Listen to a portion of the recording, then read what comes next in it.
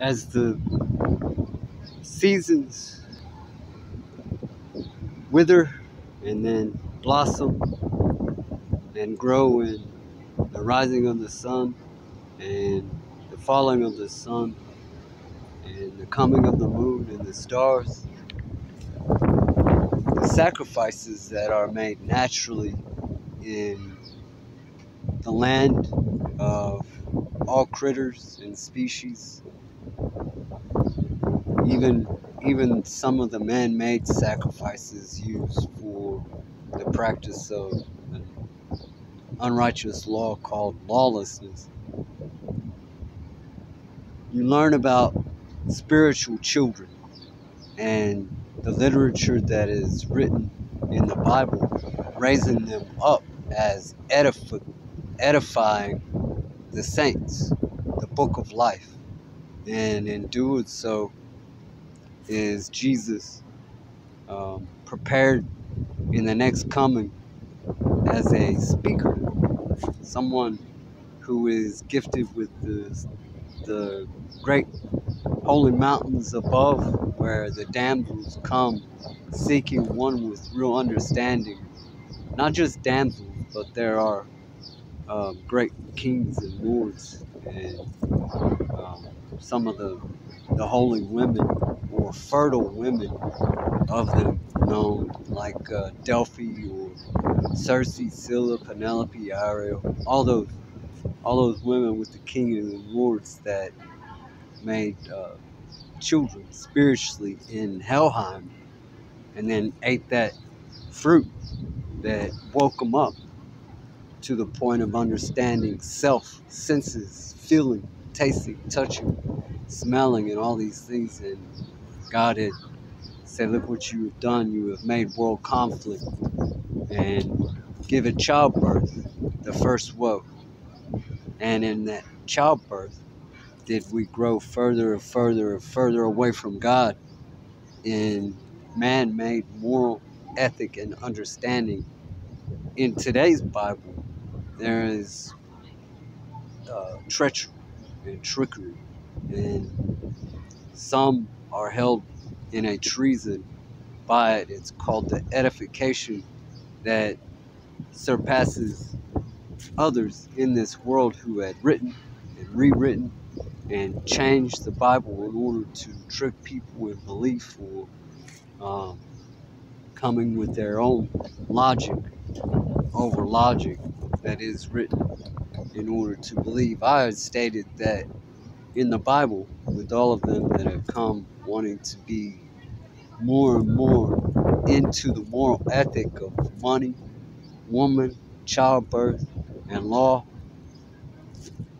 there's nothing wrong with childbirth, but practicing law with a children's spirit, youthful spirits, that's some of the ugliest things in my mind understanding, because that deed that a lawman did with another child's spirit returns back to that child, because the Antichrist, who is omniscient with all these spirits, who practices law, and it must take place in order to keep an equalism between a government, a church, law, and people. An equalism, something that is fair, right, and just, and the commandments that are there for the lawless ones, even if they do it purposely to consume one in a light or darkness and bury them in a grave to where they can't do anything but purify or edify by speaking wisdom, able to rise up into the holy mountains where the, the damsel above and the kings and the lords seek wisdom and edification. Some of the vile people who theft children, they make music, they do movies, they work law, they are governors, presidents, senators. People get arrested, the judge is trophied with those people that they arrest spiritually only. Nobody can take the soul, it belongs to God. However, the spirits that are innocent in these types of manners, and used for a bad purpose, that deed that returns in the rise, that spirit that God knows, omniscient, in the rise, that child has to pay that lawman's deed. And it is a form of a foreign government coming to take over our children in that manner, coming to take over our land in that manner, coming to take over our people in that manner, in a divination that practices lawlessness in every denomination. The only wisdom in the world is Jesus Christ, and he was the one that came and spoke and made the deal with Delphi. And this is only my understanding. I can't say that this is actually factual, but I'm going by what is written in the Bible and conforming to a logic that Jesus, who rose up with Satan, Uziel, into the heavens, and then God had cast him back down with a third of the stars, and it was the commandments that fell. All of the people that coveted Jesus Christ and their reflections had been seen by God and cast down, and those commandments took out a third of the earth and a third of the sea. And these people who, by their choice, Antichrist Herod, the pig who took order over Circe in order for Hercules to be placed in prison by his own mother, the pig. Hercules, who fought the arcs, Xerxes, and his own father and his own brother, said in many instances of other people's belief, I have not read this anywhere in the Bible that this is factual. It's just known that when a man is filled with the Spirit, it most likely comes with a mother who had given childbirth, and there is much lust in the air, and it's called death. Even if it's in this world or if it is coming from above, as the damsel dips her pitcher down for a drink, something pure. She dips her pitcher down to share the thirst of blood, and the blood guilt, or the blood of Jesus, the blood of her wrath.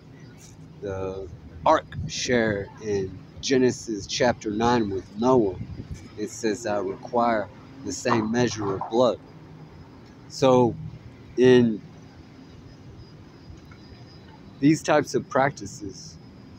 one can only hope that after being favored in a union of both light and dark, in the peaceful death that dies naturally, and then the man-made sacrifices that seeks, kills, and destroys purposely, and causes people to die out of havoc or anxiety or hurry up or being impatient or by wanting, you die in a spiritual manner, and in some cases an actual physical and soully manner. You die, and that's it. Another woe. And after that death, somebody is chosen with the spirits that darkness in the law had captivated, in order to die both physically and soully, and gave birth to another trying to do the same thing in the form of seeking, killing, and destroying. Or that deed returns back to the child that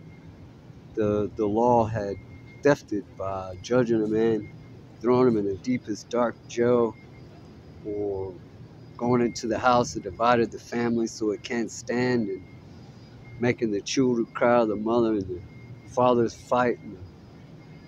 the adults or the parents hate their children, the children hate their parents, they hate each other, the spirit tries to find something else. Whatever case, I thought I would share a memoir